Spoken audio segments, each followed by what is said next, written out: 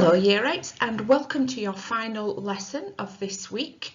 Okay, so as usual, try to find yourself somewhere nice and quiet where you can concentrate, have all your equipment ready, exercise book, pens, highlighter, anything you need for your lesson. Also, please make sure that you have checked your instructions and you know what you are doing. Okay. Work hard, complete all the work to the best of your ability. And something very, very important, please make sure that you upload your work so your teacher can see what you have achieved through the week. This will allow your teacher to give you some feedback and also to give you some well-earned achievement points on Sims. The sun is shining today.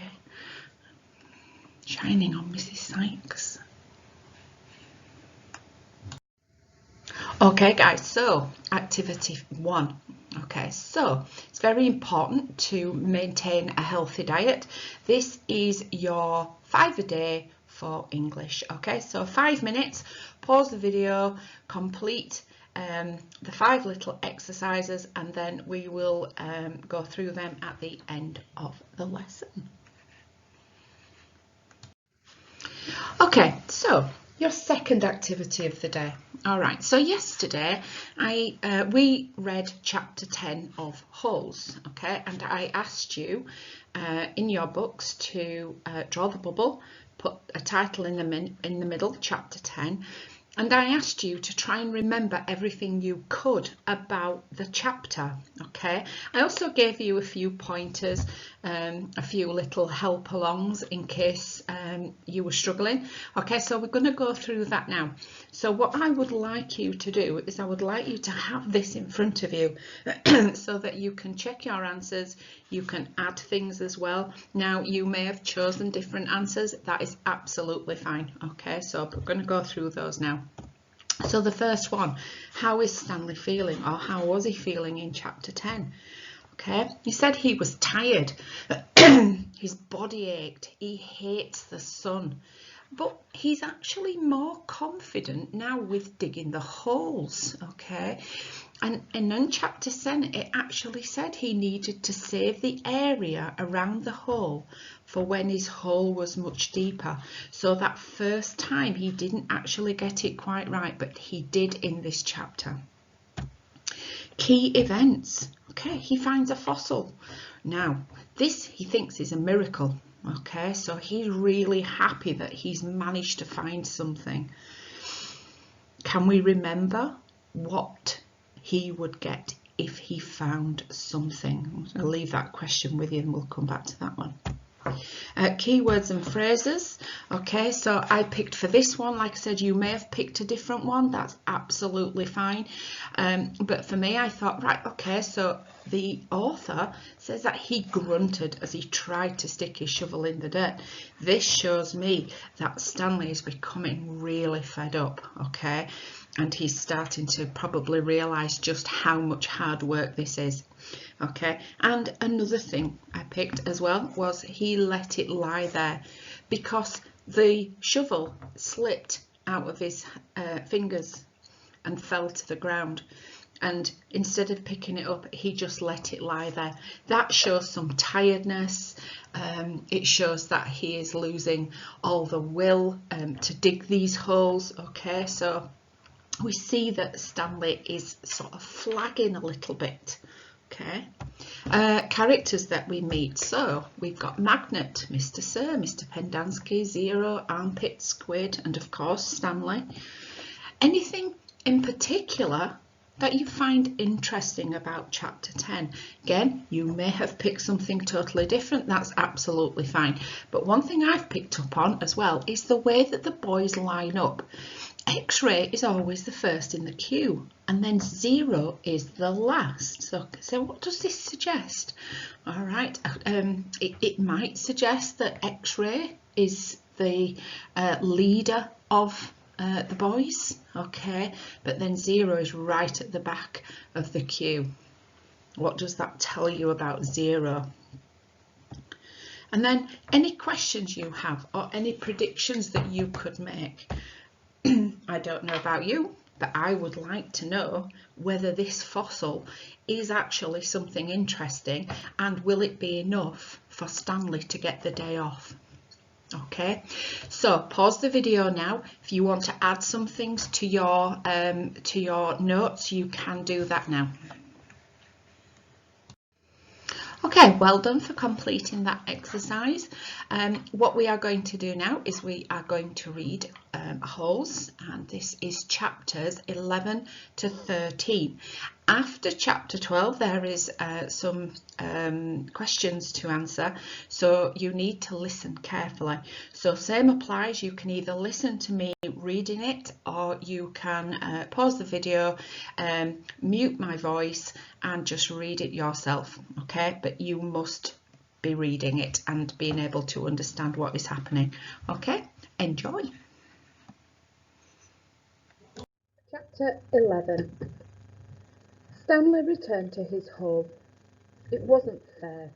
Mr. Pendanski had even said his fossil was interesting. He slammed his shovel into the ground and pried up another piece of earth. After a while, he noticed X-Ray had come by and was watching him dig.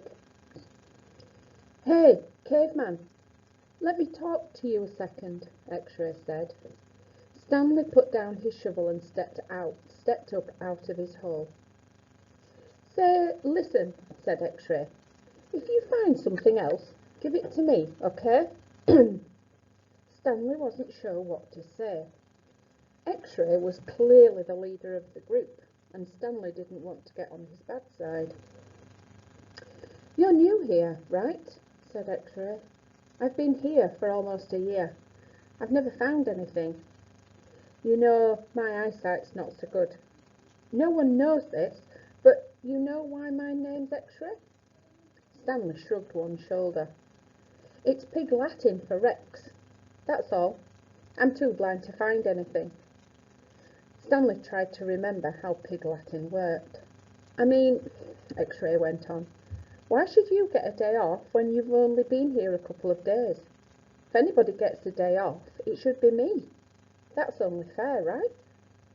"I guess," Stanley agreed. X-Ray smiled. "You're a good guy, caveman."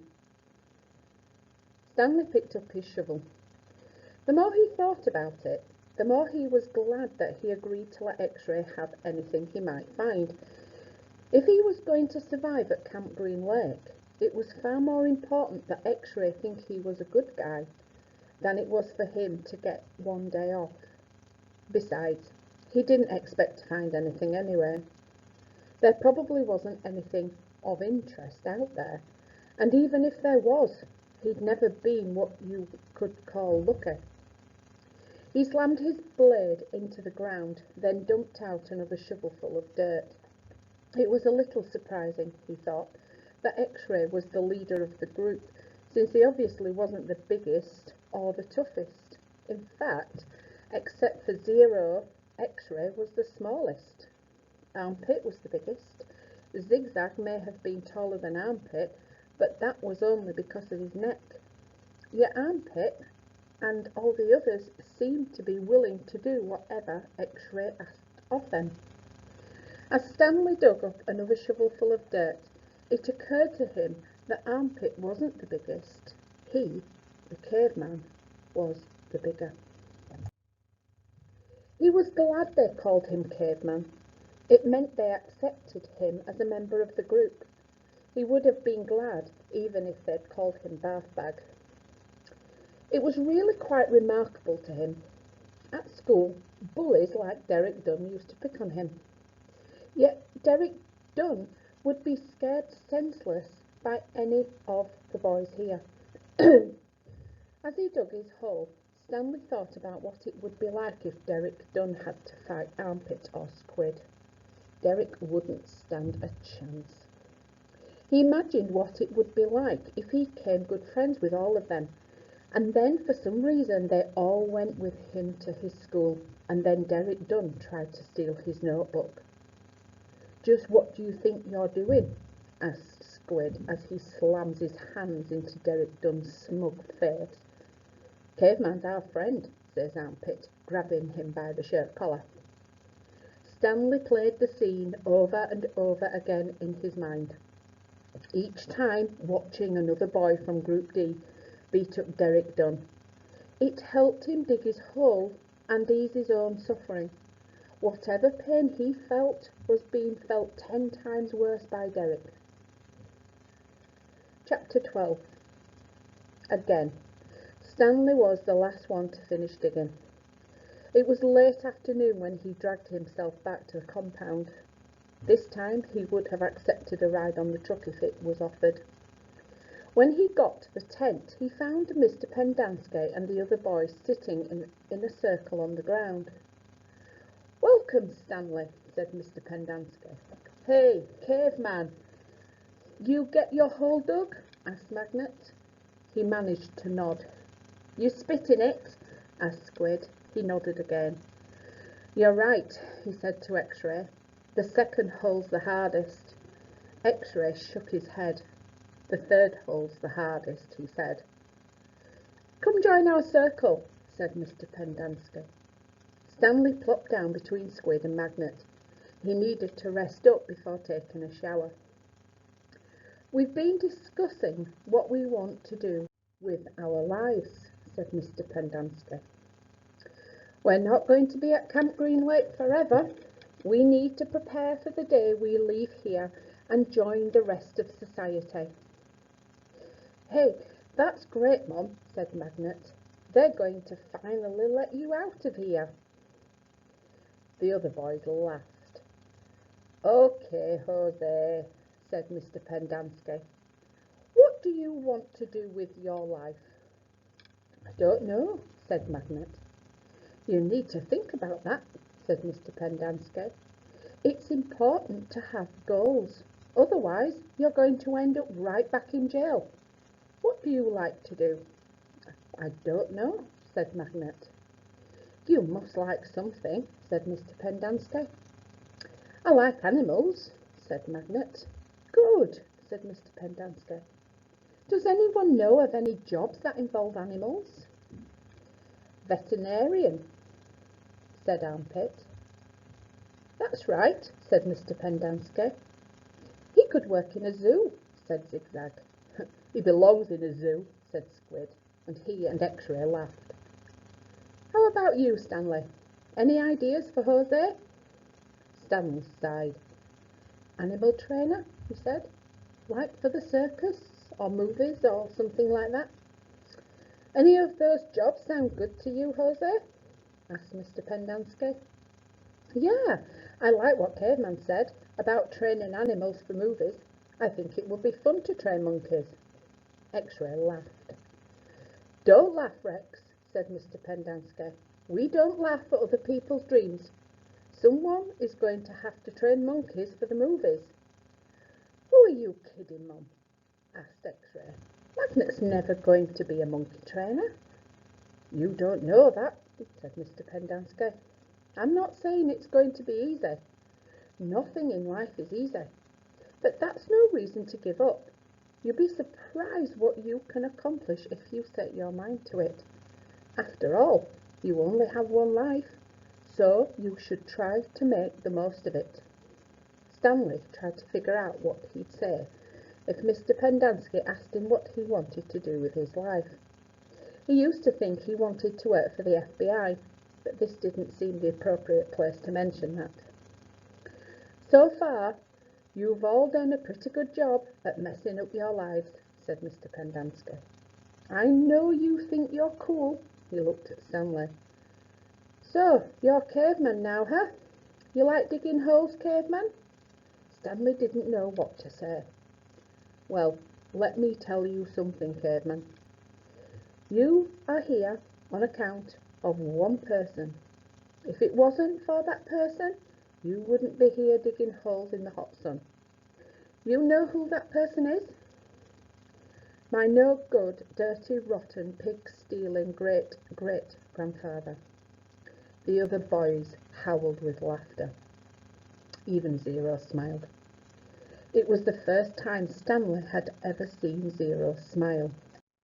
He usually had such an angry expression on his face.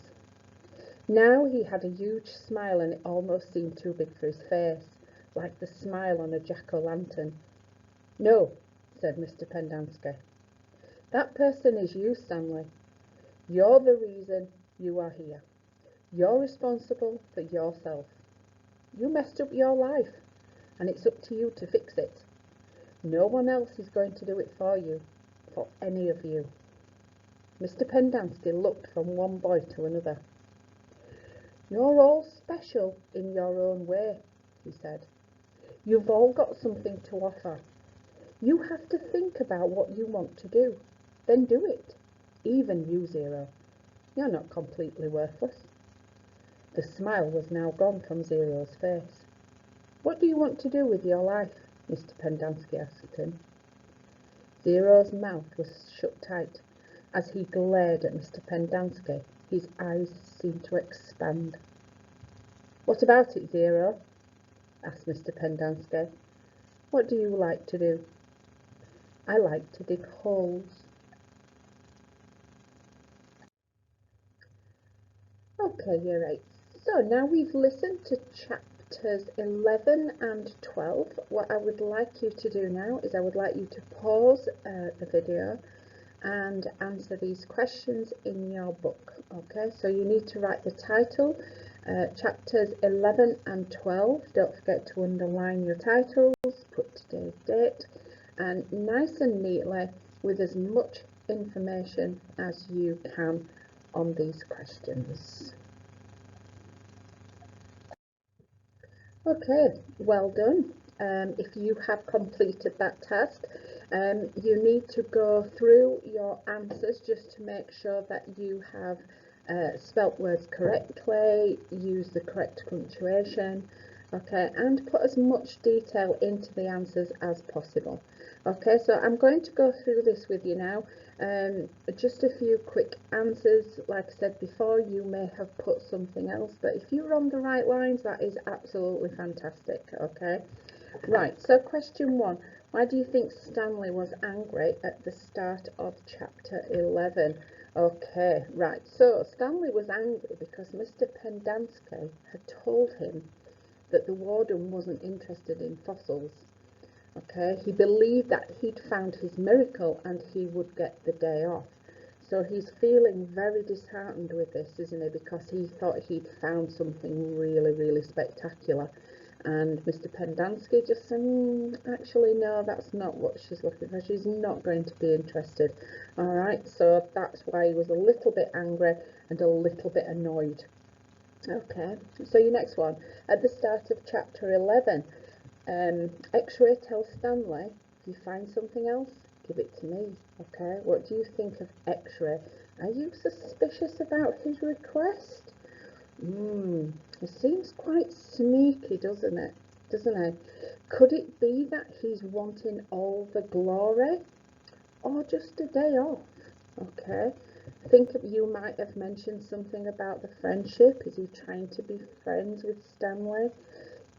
Is it a good friendship, do you think? Does he seem a bit fake? Right? Is he just using Stanley to get something that he wants? Okay. Question 3. Stanley has been given the nickname Caveman. What do you infer from this? I don't know. Could it be that he's tough? The other boys think he's tough. Is it some sort of primitive thing he's giving off, or is he angry? Remember when Stanley went into the recreation room, all right, he sort of answered back, didn't he, to the lump that was on the chair. So maybe the boys are thinking that he's angry and he could use violence. Okay, maybe that's why they've given him the name of Caveman. All right. And then question 4. In chapter 12, we see that Mr. Pendanski can be unkind. Where is the evidence for this? Now, I'm not sure whether you picked up on this, but here it is. You've all got something to offer. Even you, Zero. You're not completely worthless. Okay? And then it says that the smile was now gone from Zero's face. Alright, so we start to see Mr. Pendanski as quite cruel, don't we? And unkind. Alright, okay. And he seems to pick on Zero a little bit. We see that now, don't we? Okay, we'll have to see what he's like later on in the novel. Okay, so well done with those. Pause the video. You can add some things if you choose. If you are happy with your answers, you can move on, because what we're going to do now is we are going to listen to chapter 12. Well done, guys. Chapter 13. All too soon, Stanley was back out on the lake, sticking his shovel into the dirt. X-Ray was right. The third hole was the hardest. So was the fourth hole, and the fifth hole, and the sixth, and the... He dug his shovel into the dirt. After a while, he'd lost track of the day of the week and how many holes he'd dug. It all seemed like one big hole, and it would take a year and a half to dig it.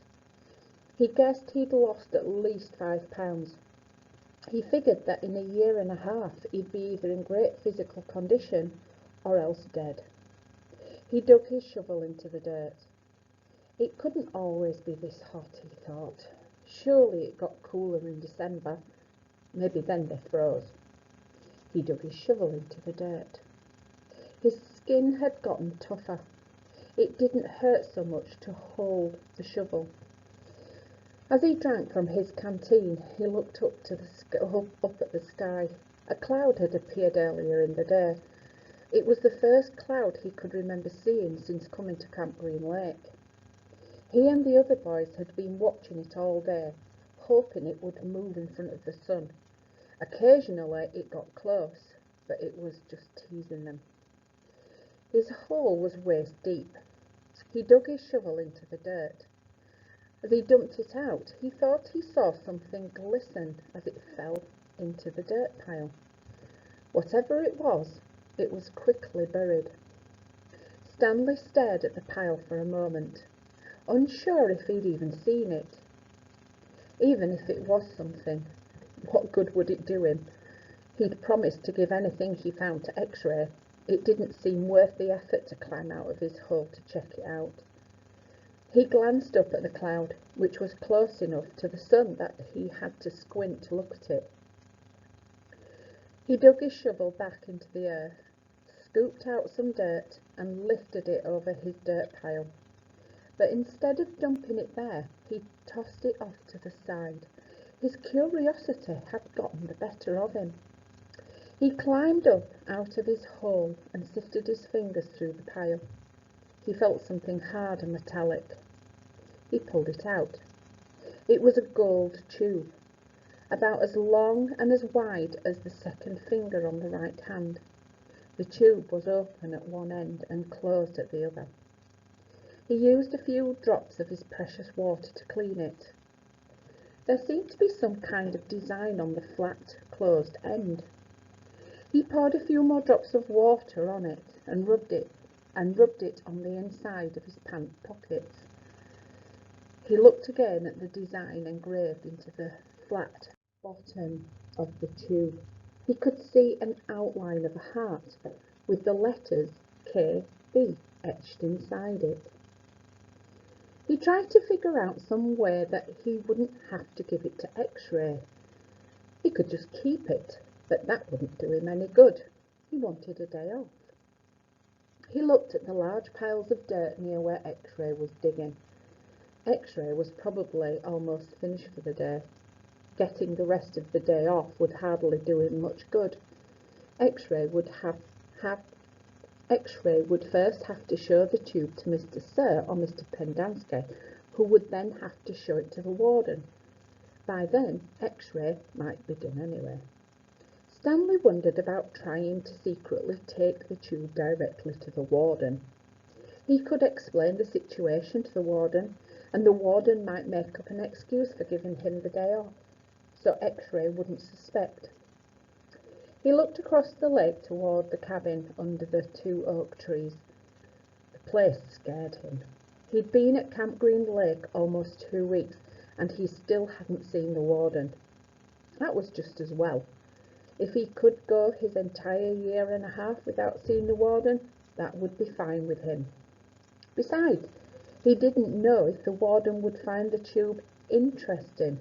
He looked at it again. It looked familiar. He thought he'd seen something like it somewhere before, but couldn't quite place it. "What you got there, caveman?" asked Zigzag.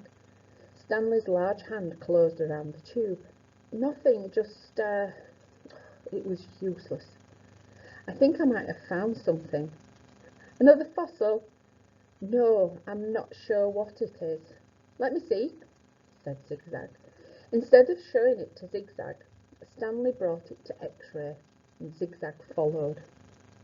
X-Ray looked at the tube, then rubbed his dirty glasses on his dirty shirt and looked at the tube again. One by one, the other boys dropped their shovels and came to look. "It looks like an old shotgun shell," said Squid. "Yeah, that's probably what it is," said Stanley. He decided not to mention the engraved design. Maybe nobody would notice it. He doubted X-Ray could see it. "No, it's too long and thin to be a shotgun shell," said Magnet. "It'll probably just a piece of junk," said Stanley. "Well, I'll show it to Mom," said X-Ray. "See what he thinks. Who knows? Maybe I'll get the day off." "Your hole's almost finished," said Stanley. "Yeah, so?" Stanley raised and lowered one shoulder. "So why don't you wait until tomorrow to show it to Mom?" he suggested. "You can pretend you found it first thing in the morning, then you get the whole day off instead of just an hour or so this afternoon." X-Ray smiled. "Good thinking, caveman." He dropped the tube into his large pocket on the right leg of his dirty orange pants. Stanley returned to his hole. When the water truck came, Stanley started to take his place at the end of the line, but X-Ray told him to get behind Magnet, in front of Zero. Stanley moved up one place in line. Okay, so your final activity for the day is a little bit of a writing activity. Okay, so what I would like you to do is I would like you to have a look at these two extracts. You have got one from chapter 10 and one from chapter 13. Okay, now the question is, what does this chapter, now this is chapter 13, it's actually asking, what does this chapter tell us about the roles within Group D? Okay. Remember when we made our notes on chapter 10, we said, didn't we, that it's the way that they line up suggests that there's some kind of leadership within the camp, within the boy, with the boys. Okay, and then you've also got that one as well. It says, why does Satcher use a separate short paragraph at the end of chapter 13? So that is this one here. All right, what impact does that have? That is one sentence on its own, one paragraph on its own, and it says Stanley moved up one place in line. Okay, now this is a very important word here, so compare. All right, so you have got two extracts there and you are going to compare them both. All right, find out what is similar, find out what is different, but also as well using your inferring skills. All right, so looking beyond what is actually there. Okay, so you can come back to this, but what I have done here is I have put you some sentence openers there for you. Okay, so you can pause the video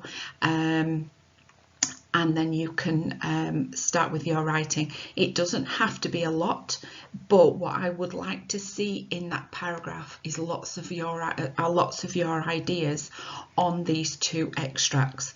Okay, if you are feeling brave, you can develop your answer, okay, by using a connective. And think about other ways that it makes you think about, okay, and how those boys are portrayed, especially X-ray and Zero, okay. And then obviously then in chapter 13 we have that very short paragraph at the end of chapter 13, okay. Right, okay, away you go. Okay, and finally, okay, let's go through this. This was what we did at the start of the lesson. All right, so your English 5 a day. I'm just going to go through this really quickly. Okay, so you recall, write down 2 examples of structure techniques. Okay, so you could have had any of those. Well done if you remembered any of those. Okay, why was Stanley sent to Camp Green Lake? Okay. He was accused of stealing a pair of trainers that belonged to Clyde Livingston. Okay, the definition of consequences.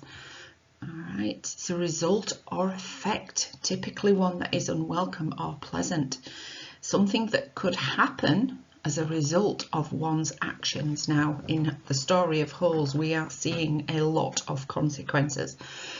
And then spelling errors. He wondered if he had a defective shovel. I wonder if you've managed to pick out the spellings that have mistakes in them. Okay, there we go. Wondered and defective. Okay, wonders there, that is spelt with an O, not a U. And the word defective only has one F in there. So well done if you've got those correct. And then your last one, 5 adjectives to describe Camp Green Lake. Now I went for the actual desert here. All right, so the location and the setting, and I put unforgiving, hostile, dangerous, arid, sparse, barren, desolate. The list is endless. You've probably got lots of fantastic words to describe Camp Green Lake. Okay, so that is it for today. Okay, please make sure that you upload your work. There is a little video on the KJS English website that shows you how to do it. All right, so a little tutorial from Mrs. Sunderland, and it shows you how to upload from your phone. All right, you should all know how to do this. Okay, so please send that in. Get into the habit of doing that. All right, your teachers love to see all the work that you have completed. It lets them give you feedback, and then you will get some achievement points on Sims for all your hard work. All right, so tomorrow's lesson is a reading lesson, and that is the end of your lessons for this week. Okay, so have a lovely weekend and enjoy. Bye from me.